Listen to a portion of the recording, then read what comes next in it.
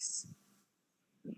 त्यामध्ये दोघांचं मिक्सचर आहे प्लस मेकॅनिकल आहे किंवा आर्म्स रोबोटिक्स जे आर्म असतात ते मेकॅनिकल डिझाईन करणे आणि त्याचे ऑटोमायझेशन करणे किंवा प्रोग्रामिंग करणे हे IT च्या अंडर येतं. तर रोबोटिक्स हे इन्स्ट्रुमेंटेशनशी क्लोज रिलेटेड आहे.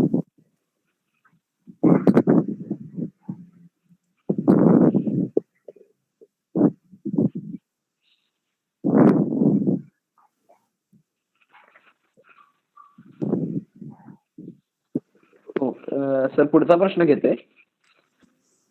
Which companies recruit instrumentation engineers? म्हणजे कुठल्या टाईपच्या इंडस्ट्रीज ह्याला इन्स्ट्रुमेंटेशन इंजिनियरसाठी असतात? All types of industries. Mechanical industry घेऊ शकता तुम्ही किंवा केमिकल इंडस्ट्रीज, बायोमेडिकल इंडस्ट्रीज आहेत किंवा ऑटोमेशनच्या इंडस्ट्रीज आहेत. पुण्यामध्ये 600 जवळपास ऑटोमेशनच्या कंपन्या आहेत. त्यामध्ये आपण रिक्रूट होऊ शकतोय.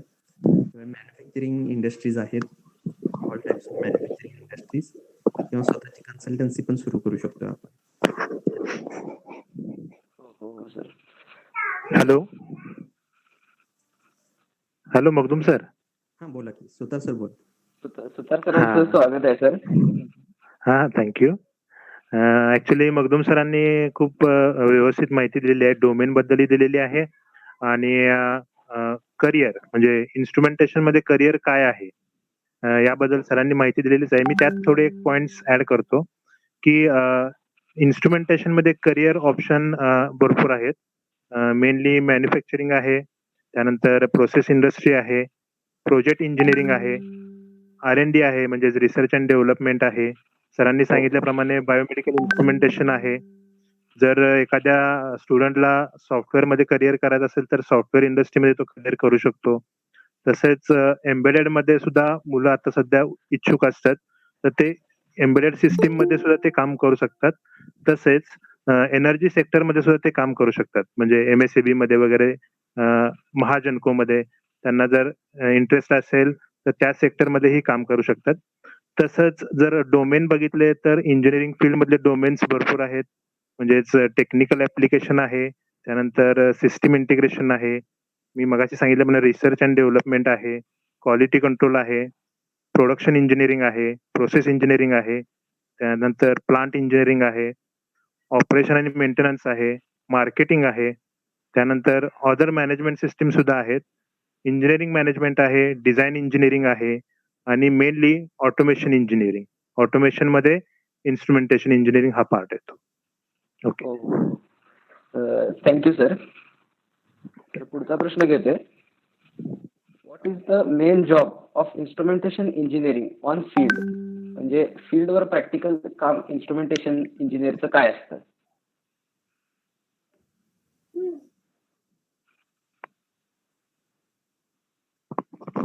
मगदुम सर.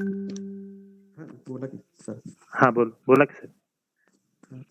तर फील्डवर काम ते आहे कमिशनिंग आणि मेंटेनन्स हा जो पार्ट असतो किंवा इन्स्टॉलेशनचा. तेव्हा नवीन इंडस्ट्री उभी राहत असते तेव्हा सगळे इन्स्ट्रुमेंट्स किंवा पायपिंग डिझायनिंग त्याचं आणि त्याचं इन्स्टॉलेशन आणि प्लस इन्स्टॉलेशन झाल्यानंतर एक कमिशनिंगची स्टेज असते, म्हणजे जिथं तुम्ही सर्व पार्ट्स किंवा सर्व इन्स्ट्रुमेंट्स हे चेक करू शकताय किंवा फॉल्ट असेल तर ते बदलू शकताय, रिपेअरिंग करू शकताय किंवा पूर्ण प्लांट जो आहे तो चालू करून देणे आणि नंतर त्याचा मेंटेनन्स बघणे.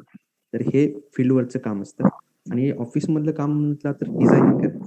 पहिला प्लांट डिझाईन करणे, पायपिंग डिझायनिंग करणे, प्रत्येक इन्स्ट्रुमेंट हे इन्स्टॉलेशन कसं करायचं, कुठं करायचं, साईज किती असायला पाहिजे किंवा काय, या सगळ्या गोष्टी डिझाईन होतात. ते ऑफिशियल काम असतं.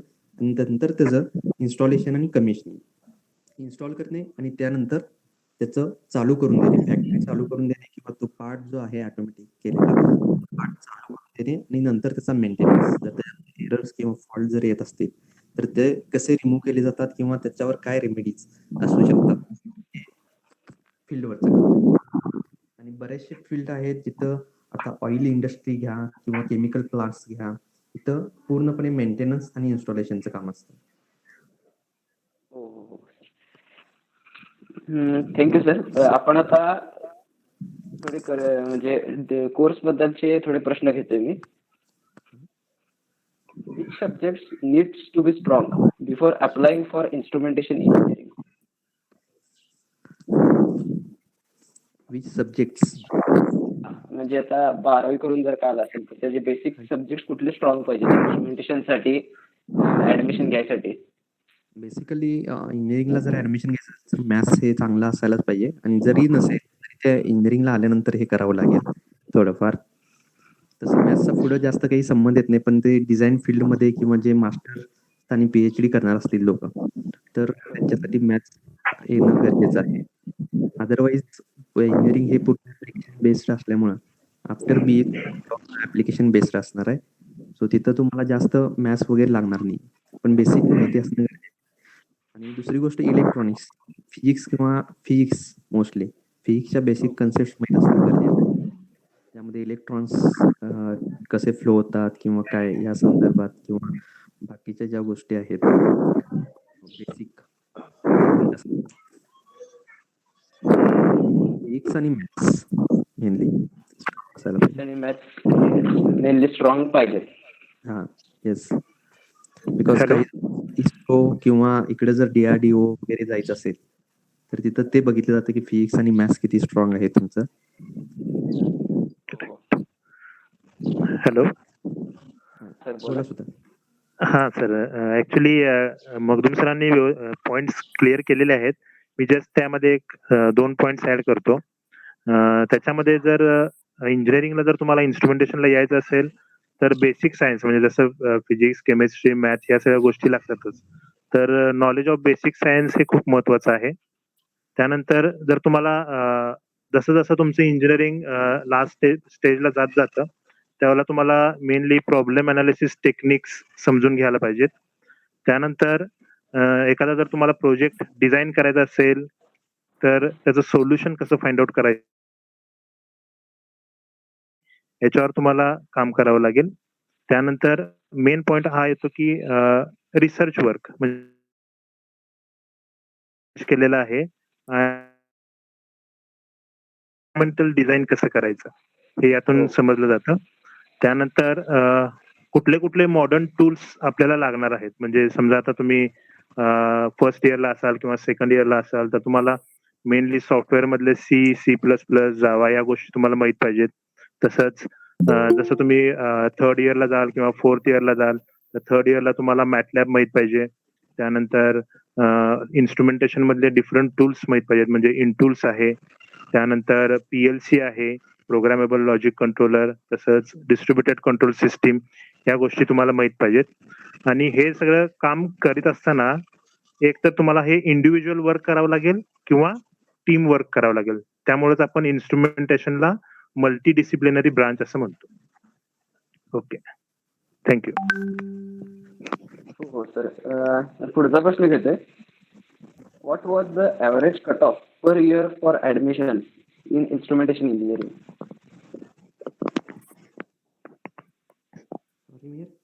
Can you repeat? What was the average cut off per year for admission in instrumentation engineering? म्हणजे मागच्या वर्षी म्हणजे दरवर्षीचा ॲव्हरेज कट ऑफ काय लागतो आपला? ॲव्हरेज कट ऑफ नॉर्मली CET-ला जर तुम्हाला एक 50 पर्यंत जर मार्क असतील 50च्या वर, ओके, तर आपल्याकडे ऍडमिशन सहज मिळून जातं. CET-ला 50 मार्क्स पाहिजे. Okay okay. आणि 12th पर्सेंटेज वगैरे? 12% ग्रुपला तुम्हाला PCM-ला जर 50% क्रायटेरिया तुम्ही ग्रुपला पडले असतील तर ओपनसाठी आणि 45% आहे ते कास्ट, OBC, SC, ST वगैरे त्यांना 45%चा क्रायटेरिया ग्रुपला आणि ओपनसाठी आहे तो 50% आहे 12वी बोर्ड एक्झामला. आणि CET-ला नॉन झिरो स्कोर कितीही चालू शकतोय, आपल्याकडे ऍडमिशन मिळून जातं. Okay okay. म्हणजे आपल्याला ऍडमिशन इन्स्ट्रुमेंटेशनला मिळेलच? येस, बिकॉज इंटरेस्टेड कॅन्डिडेटची संख्या कमी असते आणि आपल्याकडे हो, हो. सीट्स अवेलेबल आहेत. मेनली ही ब्रँच कोणाला जास्त माहीत नाही आहे, त्यामुळं खूप कमी लोक या ब्रँचकडे अप्रोच होतात ज्यांना प्रॉपर माहिती आहे. त्यामुळे बाकीचे लोक मेकॅनिकल वगैरे इकडे जातात. त्यामुळे ऍडमिशन आपल्या इकडे जरी किती मार्क पडले तरी मिळून जातं.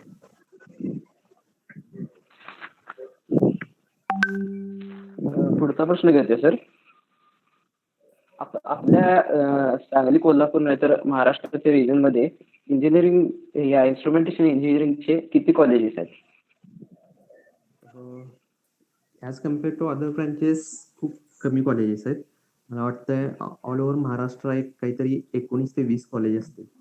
आणि टोटल जर सीट्स बघितला तुम्ही तर एक 1000 ते 1200च्या दरम्यान इन्स्ट्रुमेंटेशन इंजिनियर आहेत all over Maharashtra. Okay okay. ते तेवढेच दरवर्षी बाहेर पडतात पास आउट होऊन 1000 पर्यंत. आणि जॉब अवेलेबिलिटी भरपूर आहे. ॲक्च्युली जॉब अवेलेबिलिटी जेवढी आहे त्यापेक्षा कमी इंजिनियर बाहेर पडतात, त्यामुळे जॉब हे सगळ्यांना मिळतात आपल्या ब्रँचमध्ये. 100% जॉब गॅरंटी आपण देऊ शकतो या ब्रँचमध्ये. हो हो हो सर. सर नेक्स्ट क्वेश्चन घेते. Which subjects we will learn in total in instrumentation engineering? म्हणजे कुठल्या कुठल्या टाइप्सचे आपण सब्जेक्ट्स त्यात स्टडी करतो? आपल्या ब्रँचमध्ये जे आहे सिलेबस किंवा जो कॅरिक्युलम डिझाईन केलेला आहे युनिव्हर्सिटीने, ती एक मिक्स ब्रँच असल्यामुळं मेकॅनिकलचे सब्जेक्ट काही थोडे आहेत, आय टीचे आहेत, परत इलेक्ट्रॉनिक्स ENTC या ब्रँचचे थोडे सब्जेक्ट असतात. आणि आपले कोर इन्स्ट्रुमेंटेशनचे जसे की प्रोसेस इन्स्ट्रुमेंटेशन, ॲटोमेशन आहे आणि सेन्सर ट्रान्सड्यूसर्स असे जे सब्जेक्ट आहेत कोर सब्जेक्ट इन्स्ट्रुमेंटेशनचे, असे सब्जेक्ट्स सगळ्या ब्रँचचे मिळून आपल्याला स्टडी करावे लागतात. त्यामुळं ऑल ओव्हर इंडस्ट्रीमध्ये इन्स्ट्रुमेंटेशन इंजिनियर हा कोणत्याही इंडस्ट्रीमध्ये फिट होऊ शकतो कामासाठी. आणि जर ऑफकोर्स जर सॉफ्टवेअरमध्ये जर इंटरेस्ट असेल तर इन्स्ट्रुमेंटेशनचे सॉफ्टवेअर करण्यामध्ये पण जॉब मिळू शकतो. प्लस बाकीचे जे IT कंपनीज आहेत तिकडे सुद्धा तुम्हाला जातो या ब्रँचमध्ये. हो हो सर. नेक्स्ट क्वेश्चन घेते. Marking scheme in instrumentation engineering. अच्छा, म्हणजे पर सब्जेक्ट. हा पर सब्जेक्ट म्हणजे आपण आपला पेपर किती मार्काचा असतो आणि प्रॅक्टिकल्स किती? नॉर्मली आता आपण बापी युनिव्हर्सिटीला जॉईन झाल्यापासून जे ऑटोनॉमी स्ट्रक्चर आहे, थोडक्यात ऑटोनॉमस टाईपचं जे स्ट्रक्चर आहे, त्यामध्ये 60 मार्क जे आहे ते तुमचे फायनल एंड सेम एक्झाम असणार आहे, नंतर मिड सेम असणार आहे आणि टर्मवर्क. 3 फेजेसमध्ये येतात. ते इंटरनल टर्मवर्क असेल, एक्सटर्नल एक्झाम असेल आणि रिटर्न एक्झाम. मिड सेम आणि एंड सेम या टाईपमध्ये मार्काचं डिवाइड. टोटल 100 पैकी आउट ऑफ 100 तुम्हाला 40ला पासिंग असते सगळे. हो सर. नेक्स्ट क्वेश्चन घेते. Does instrumentation engineering only focuses on automation?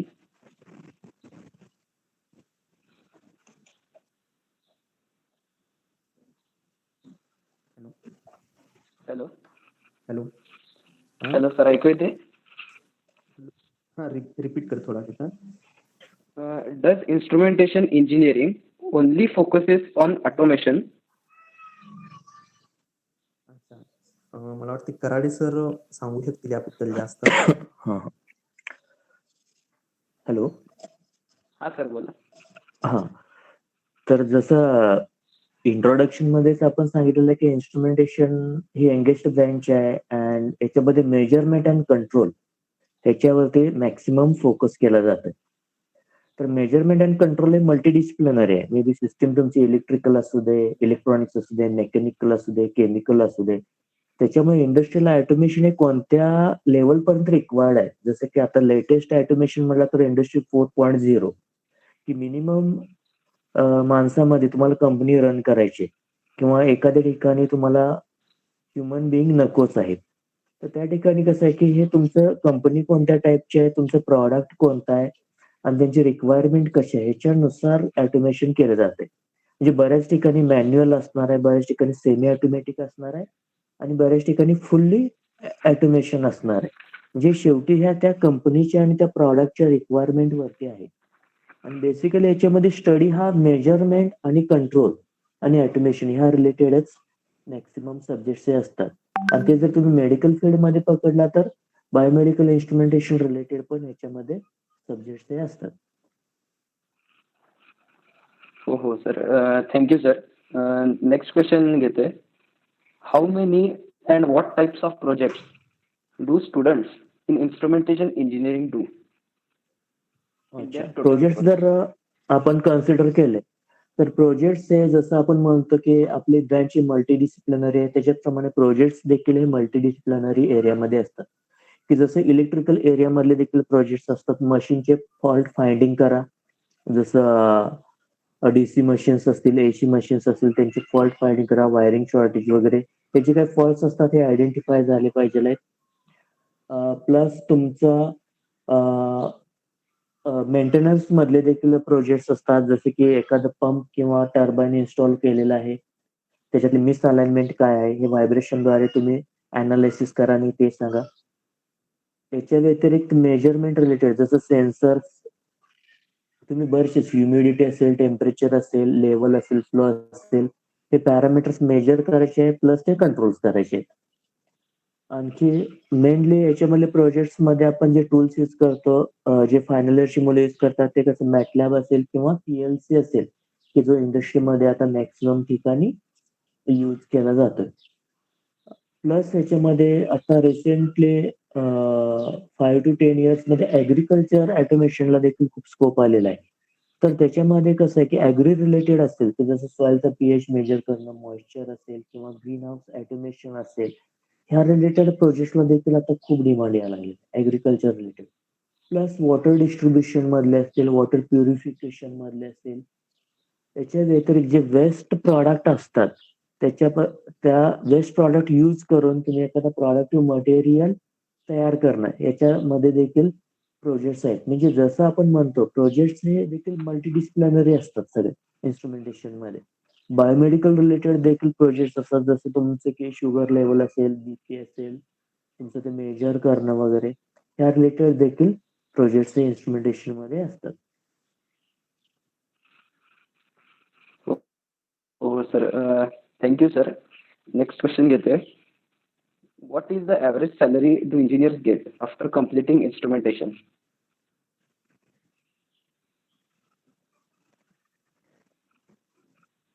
Campus through जर ज्यावेळेस मुलं हे सिलेक्ट होतात त्यावेळेस ऍव्हरेज सॅलरी त्यांना पॅकेज जे असणार आहे 2.5च्या वरती असते at the entry level in the industry. आणि ज्यावेळेस तुमची 3 वर्ष कंप्लीट होतील त्यावेळेस ऍव्हरेज सॅलरी त्यांची पर मंथ जवळ नाही म्हणलं तरी 50 ते 60,000च्या वरती असते. आणि जर तुमचं 5 to 10 इयर्स एक्सपिरियन्स असेल तर ऍव्हरेज सॅलरी त्यांचे पर मंथ हे लाखाच्या वरती असते. त्याच्यात पण जर तुमचं जर सेक्टर ऑइल अँड गॅस जर असेल तर त्याची average salary per month generally 3 ते 4 लाखच्या वरती असते. हो हो सर. सर ह्यातच मला अनेक प्रश्न ऍड करायचे आहे की आता हे झालं जॉबचं, तर बिझनेस ऑपॉर्च्युनिटीज याच्यासाठी काय काय, म्हणजे काय काय फील्डमध्ये इन्स्ट्रुमेंटेशन इंजिनियर्स बिझनेस करू शकतात? हो, डेफिनेटली करू शकतात. आता जसं आपण म्हटलं की आपल्या आता अॅल्युमिनीचं आहे, तर त्यांचा रिसेंटली आता बिझनेस कशानं चालू आहे, तर एलईडी मॅन्युफॅक्चरिंग असेल किंवा पॅनल वायरिंग डिझायनिंग असेल, तर याच्यामध्ये अदरवाईज सेफ्टी इन्स्ट्रुमेंटेशन मध्ये देखील बिझनेसेस चालू आहेत. म्हणजे ज्यावेळेस आपण एखाद्या ऑटोमेशन प्रोव्हाइड करतोय ते सेफली ते सगळं सिस्टीम रन होण्यासाठी पुन्हा त्यांना फीचर्स ऍड करावे लागतात. प्लस बरेचसेच इंडस्ट्रीज आहेत की जे ऑटोमेशन सोल्युशन्स प्रोव्हाइड करतात, की एखाद्या शुगर फॅक्टरी असेल, प्रोसेस इंडस्ट्रीयल असेल, तर याच्यामध्ये देखील बरेचसेच बिझनेसेस हे अवेलेबल आहे. आणि मेनली जसं की आपण म्हणतो बिझनेसेस दॅट स्टार्टिंग फ्रॉम, जसं तुम्हाला सीसीटीव्ही, जसं आपण म्हणतो की आता बिल्डिंग ऑटोमेशन हा एरिया त्याच्यामध्ये येतो. ह्याच्यामध्ये देखील बरेचसेच बिझनेसेस अवेलेबल आहे, की जसं एखाद्या बिल्डिंगला आपल्याला ऑटोमेशन प्रोव्हाइड करायचे आहे, प्लस सिक्युरिटी देखील अप्लाय करायचे. तर हे सगळं जे येतात हे बिल्डिंग ऑटोमेशन मध्ये येते. तर याच्यामध्ये देखील खूप बिझनेस हे अवेलेबल आहेत. हो हो सर. सर नेक्स्ट क्वेश्चन घेते. If all the things of instrumentation engineering can be done by ENTC engineer और mechatronics engineers, then how instrumentation engineer differs? Okay, म्हणजे तुम्हाला असं म्हणायचं की त्या ह्याच्यापासून ह्याच्यामध्ये डिफरन्स काय आहे? हा बरोबर. म्हणजे हा. जे जॉब ENTC और मेकॅट्रॉनिक्स इंजिनियर करू शकतात, तर इन्स्ट्रुमेंटेशन इंजिनियरचं वेगळेपण काय? त्याच्यामध्ये डिफरन्स काय? तर आपला इन्स्ट्रुमेंटेशन इंजिनियरचा मेन डोमेन कसं आहे की कंट्रोल सिस्टम अँड ऑटोमेशन. म्हणजे सिस्टीम तुमची इलेक्ट्रिकल असेल किंवा मेकॅनिकल असेल, की जसं एखादं सपोज की बॉयलरला कंट्रोल करायचं किंवा बॉयलर डिझाइन करायचं असेल, so that is a part of the mechanical engineering, त्याचं इन्स्टॉलेशन वगैरे आहे ना.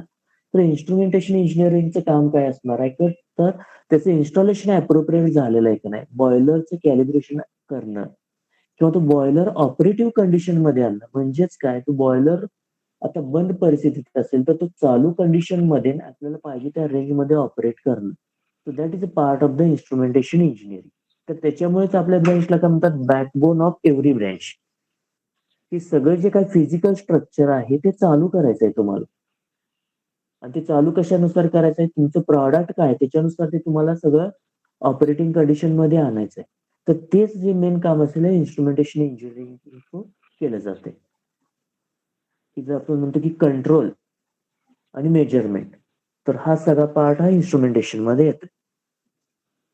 हो हो सर. सर एक क्वेश्चन आलाय, तो विचारतो. How instrumentation engineers can contribute in COVID-19 situation?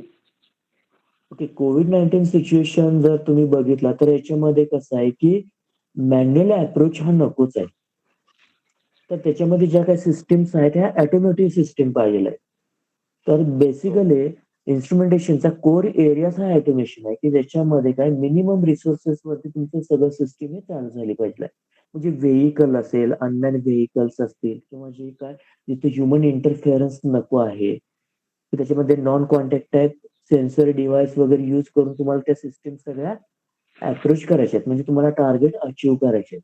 म्हणजे फॉर एक्झाम्पल एखाद्या बिल्डिंगचं क्लिनिंग नसेल किंवा रूमचं क्लिनिंग नसेल, तिथं ह्युमन इंटरफेस नको आहे. म्हणजे सगळा जो काय प्रकार असतो हा इन्स्ट्रुमेंटेशनचा मेन पार्ट आहे. त्याच्यामध्ये मॅन हा कुठेही इंटरफेरन्स, ह्युमन बिईंगचा इंटरफेरन्स नको आहे. तर यासाठी जे काय लागणार, जेवढं जे काय इक्विपमेंट ते तयार करणं, हे सगळं इन्स्ट्रुमेंटेशन येतं. प्लस तुमचं आता याच्यामध्ये कसं आहे की फार्मास्युटिकल इंडस्ट्री आता सगळ्यात बूमिंग लेवलला आहेत.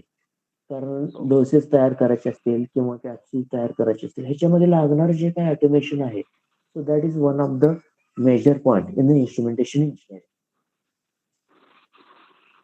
हो हो हो सर. सर नेक्स्ट क्वेश्चन घेतोय.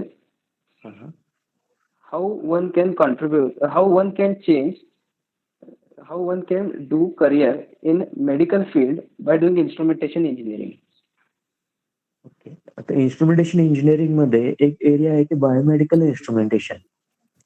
बायोमेडिकल इन्स्ट्रुमेंटेशन हा एरिया असा आहे की बऱ्याच लोकांचं टार्गेट असते की मेडिकल फील्ड मध्ये करिअर करायचं आहे, पण ठीक आहे, त्यांना पाहिजे त्या एक्सटेंड पर्यंत करिअर करता येत नाही. तर ते लोक काय करतात, इन्स्ट्रुमेंटेशन ऍडमिशन वगैरे घेतात आणि बायोमेडिकल इन्स्ट्रुमेंटेशन अंडर प्रत्येक हॉस्पिटलला पोस्ट हे असतात. इव्हन दो आपल्या मिर्जल हॉस्पिटल असेल, मिशन हॉस्पिटल असेल, सिव्हिल हॉस्पिटल असेल, म्हणजे जे काय आयसीयू असेल, सीसीयू असेल, ह्याच्यात यूज करणारे इक्विपमेंट्स असतील, त्याचं मेंटेनन्स असेल किंवा त्याचं जे काय कॅलिब्रेशन ऑपरेटेबल कंडिशन मध्ये ते मेंटेन करणं, हे सगळे जे टेक्निकल वर्क असतात, हे सगळे त्या इन्स्ट्रुमेंटेशन इंजिनिअरनी करावं लागतं. इव्हन दो तुमचं ईसीजी रिलेटेड असेल, एक्सरे रिलेटेड मशीन्स असतील, तर याचं जे काय मेंटेनन्स रिलेटेड टास्क असतं, हे त्या इंजिनियर्सना करावं लागतं. की म्हणजे इथपर्यंत पोस्ट असते. जर त्या कॅन्डिडेटची एखाद्या हॉस्पिटलला पोस्टिंग असेल, तर समजा त्या कॅन्डिडेटचं रिक्रुटमेंट एखाद्या बायोमेडिकल इंडस्ट्रीमध्येच असेल, तर त्याचा रोल काय असणार आहे, तर ही इक्विपमेंट डिझाईन कशी करायची वगैरे, त्या रिलेटेड त्याचा हा रोल असणार आहे. हो हो सर. सर ह्यातच एक क्वेश्चन ऍड करतो की आता मेडिकल फील्डमध्ये झालं तर केमिकल फील्डमध्ये इन्स्ट्रुमेंटेशन इंजिनियरचा काय रोल असेल? तर केमिकल मध्ये म्हटलं तर केमिकल हा जनरली युनिट ऑपरेशन मध्ये हा रन होतो. म्हणजे त्याचे सिक्वेन्शियल प्रोसेस असतात की पहिला तुमचं रॉ मटेरियल असणार आहे, त्याचं क्रशिंग असणार आहे, त्याचं मिक्सिंग असणार आहे, थोडे केमिकल्स ऍड केले जाणार आहेत, थोडे केमिकल त्याच्यापासून सेपरेट केले जाणार आहेत, थोडे केमिकलचं कसं कॉन्सन्ट्रेशन हे इन्क्रीज केलं जाणार आहे. म्हणजे या सगळ्या ज्या प्रोसेस असतात, हे हीट ट्रान्सफर असेल, हीट रिडक्शन असेल, सेपरेशन्स असतील, या सगळ्या प्रोसेसेस थ्रू जाऊन ऍट द एंड कसं असतं, ड्रायर असेल, क्रिस्टलायझेशन प्रोसेस असेल आणि फायनल प्रॉडक्ट हे तुमचं तयार होत आहे. म्हणजे ओव्हरऑल या सगळ्या प्रोसेसचा सिक्वेन्स हा केमिकल इंडस्ट्रीमध्ये जनरली होत असते. मग ह्या ज्या सगळ्या सिस्टीम्स रन होत असतात, आपल्याला बेसिकली रिक्वायरमेंट काय असते इंडस्ट्रीला, की मिनिमम इन्व्हेस्टमेंटमध्ये प्रॉफिट हवाय आणि जे काही प्रॉडक्ट असेल त्याची क्वालिटी हायर एंडला पाहिजे, म्हणजे त्याची इफिशियन्सी जास्त हवं. ज्यावेळेस आपण इफिशियन्सी वगैरे जास्त पाहिजे म्हणतोय किंवा मॅक्सिमम पाहिजे म्हणतोय, तर हे कशी मिळणार आहे, की त्यावेळेस त्याला ऑटोमेशन आपण प्रोव्हाइड करतोय, त्यावेळेस त्याला इफिशियन्सी ही मॅक्सिमम मिळणार आहे.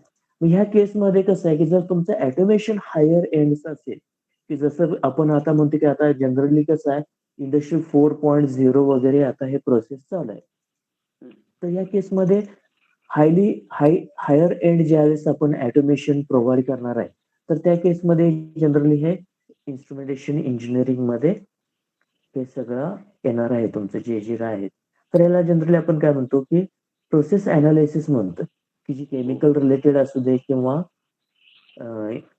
अदर कोणतेही असेल, तर त्या रिलेटेड हे सगळं येतं. ह्याच्यामध्ये जनरली कसं असते, कशासाठी जनरल रिक्वायरमेंट आहे, की इफिशियन्सी मॅक्सिमम झाली पाहिजे आहे, म्हणजे आउटपुट इन्क्रीज झालं पाहिजे आहे, रिसोर्सेसचं सेव्हिंग झालं पाहिजे आहे आणि जे काय प्रोसेस आहे ऑप्टिमाइज झाली पाहिजे. Optimise in the sense with respect to cost त्या प्रॉडक्टचं क्वालिटी जास्त पाहिजे आहे.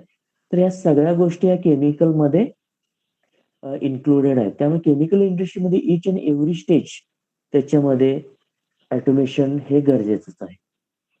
हो हो हो सर. तर एक क्वेश्चन आलाय, तो घेतो. How instrumentation engineer can proceed in weapon manufacturing field? अच्छा, म्हणजे डिफेन्स लेवलला वगैरे. हा हा. तर इन्स्ट्रुमेंटेशनचा जर तुम्ही एरिया बघितला तर स्पेस किंवा डिफेन्स मध्ये देखील मॅक्सिमम आहे.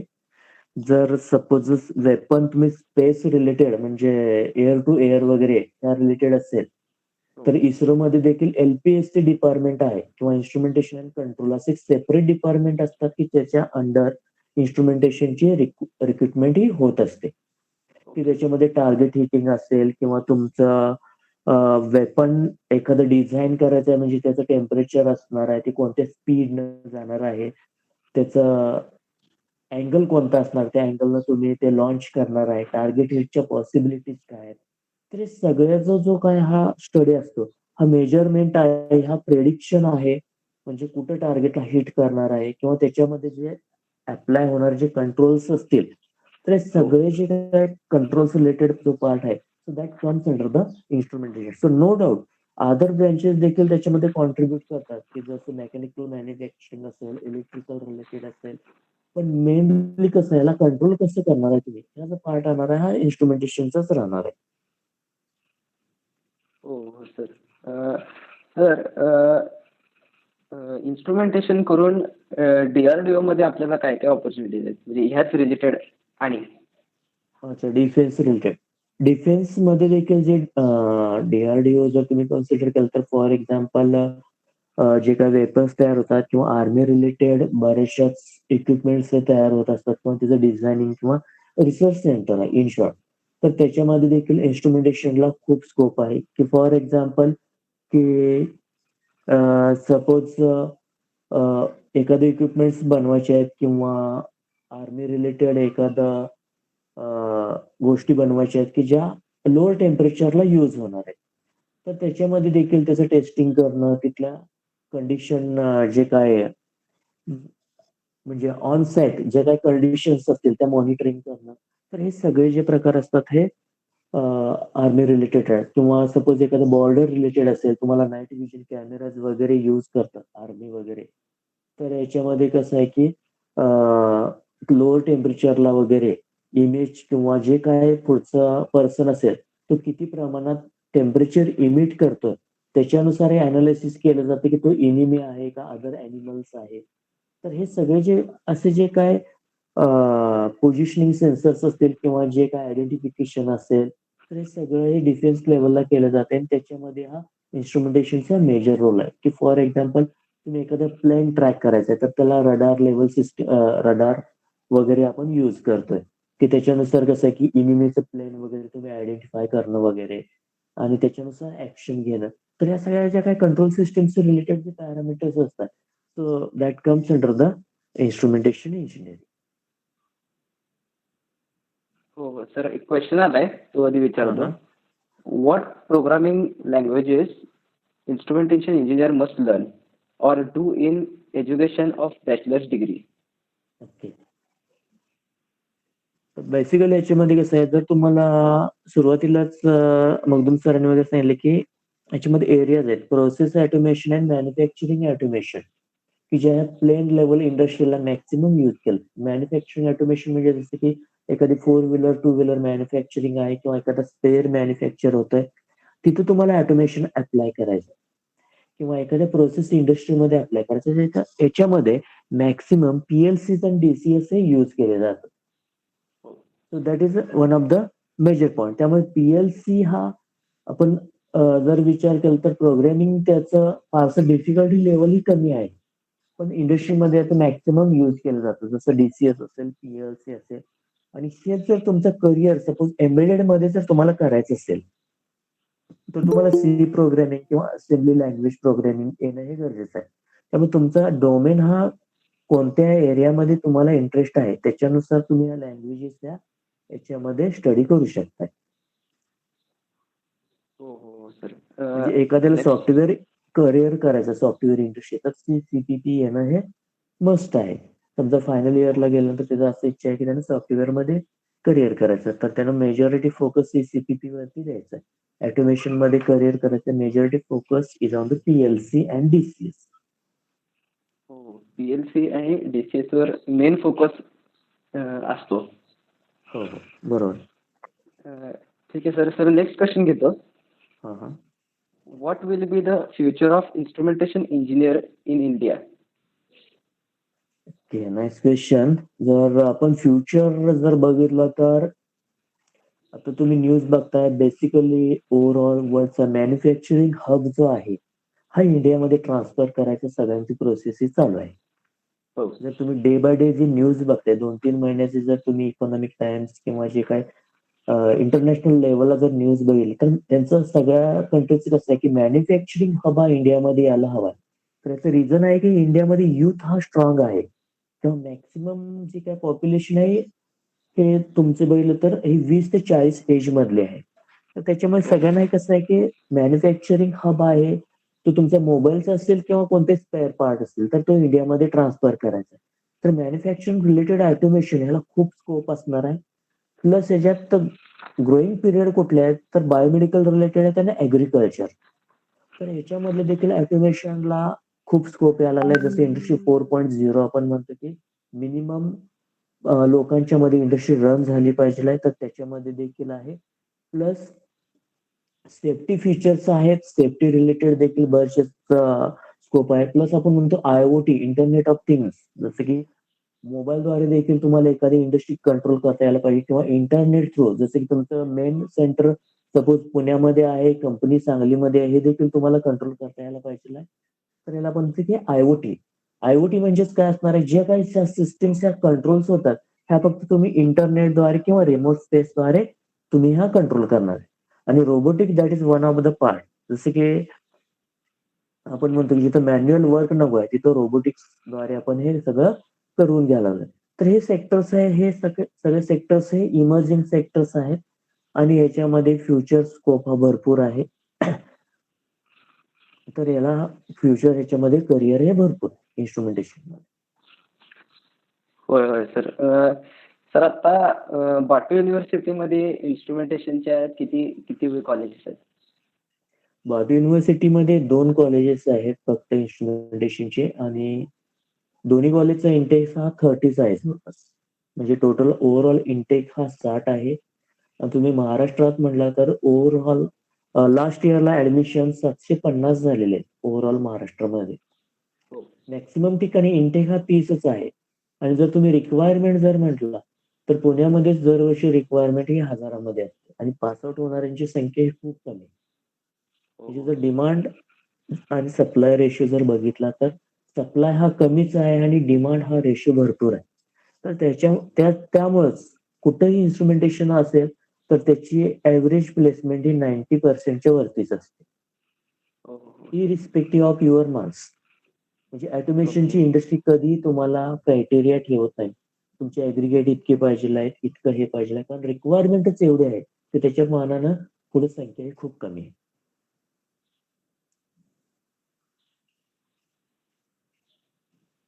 सर लास्ट क्वेश्चन घेते. हा हा. What are the higher opportunities after completing instrumentation engineering? Okay. Higher opportunity तुम्ही हायर स्टडीमध्ये देखील आहेत किंवा जॉबमध्ये देखील आहेत. तर सुरुवातीला आपण बघू की हायर स्टडीमध्ये म्हणजे आपण काय करू शकतो. तर हायर स्टडीमध्ये तुम्ही एम-एस जर करायचं असेल तर रोबोटिक्स रिलेटेड फील्ड आहेत किंवा ओ-पी-सी आहेत, प्रोसेस मॅन्युफॅक्चरिंग आहे, ॲग्रीकल्चर रिलेटेड थोडेसे सेक्टर्स आहेत त्याच्यामध्ये तुम्ही एम-एस करू शकता. Plus project engineering related sectors आहेत त्याच्यामध्ये तुम्ही एम-एस करू शकता. Otherwise sensor designing. So these are the areas. हो. तर त्याच्यामध्ये तुम्ही एम-एस करू शकता. इलेक्ट्रिकल कंट्रोल रिलेटेड मध्ये देखील तुम्ही पोस्ट ग्रॅज्युएशन करू शकता. So that related with respect to your the higher studies. आणि हायर सॅलरी जॉब असेल तर गव्हर्नमेंट एडेड इंडस्ट्रीज आहे जसं की इस्रो असेल, ONGC असेल, BPCL असेल, HPCL असेल. या सगळ्या सेक्टर्समध्ये इन्स्ट्रुमेंटेशन इंजिनिअरिंगची रिक्वायरमेंट असेल. आणि डिफेन्सला म्हटलं तर नेव्ही असेल, अदरवाईज स्पेस रिलेटेड असेल तर ह्या देखील एरियामध्ये इन्स्ट्रुमेंटेशन इंजिनिअरिंगची रिक्वायरमेंट ही असतेच. सर यातच एक ऍड करायचंय की government job opportunities instrumentation engineering करून काय काय ते जरा क्लॅरिफाय करता काय? हो, हो, हो. गव्हर्नमेंट जर तुम्ही सेक्टर्स जर बघितले तर डिफेन्स सेक्टर एक आहे.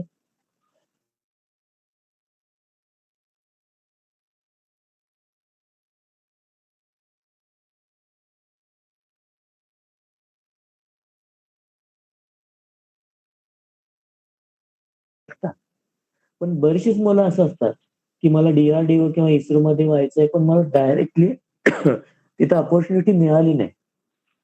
तर बरेचसे नेव्हीचे प्रोजेक्ट करणाऱ्या देखील प्रायव्हेट सेक्टर मधल्या कंपन्या आहेत. त्या देखील तुम्ही जॉईन होऊ शकता. जर तुम्हाला डायरेक्टली त्याच्यामध्ये अप्रोच होता आलं नाही तर. म्हणजे इनडायरेक्टली देखील तुम्हाला त्या सेक्टर्समध्ये वर्क करता येतं, की डायरेक्टली जरी अपॉर्च्युनिटी नाही मिळाली तरी. तर याचं जनरली कसं असतं ज्यावेळी तुम्ही BE वगैरे कंप्लीट करताय, त्यावेळेस त्यांच्या एम्प्लॉयमेंट न्यूजला ॲड येत असतं या गव्हर्नमेंट सेक्टर्सच्या. आणि त्या आपण जर ॲड नुसार ॲप्लिकेशन तिथे करत गेलो, तर जनरली त्यांची प्रोसेस तुमचं फायनल इयर रिझल्ट आल्यानंतर एक 6 महिन्यानंतर वगैरे स्टार्ट होते. तर त्यानंतर त्यांचे रिक्रुटमेंट वगैरे स्टार्ट असतं, सुरू होतात.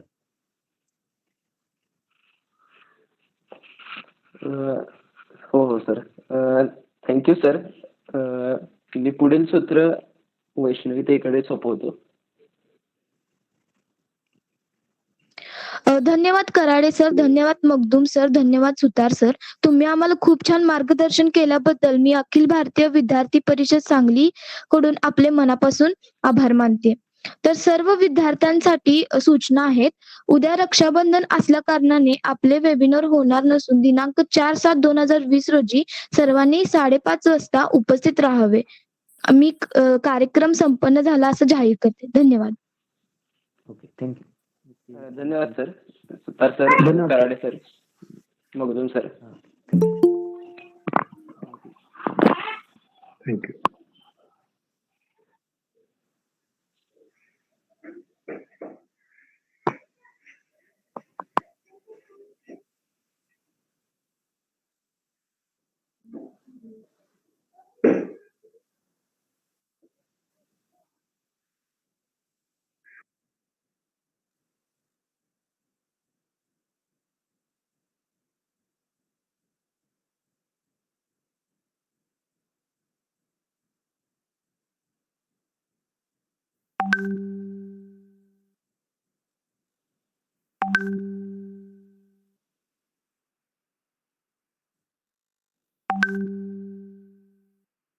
अरे कामात होतो.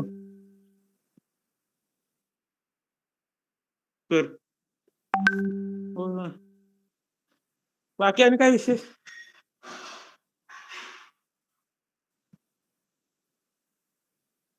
चालतंय.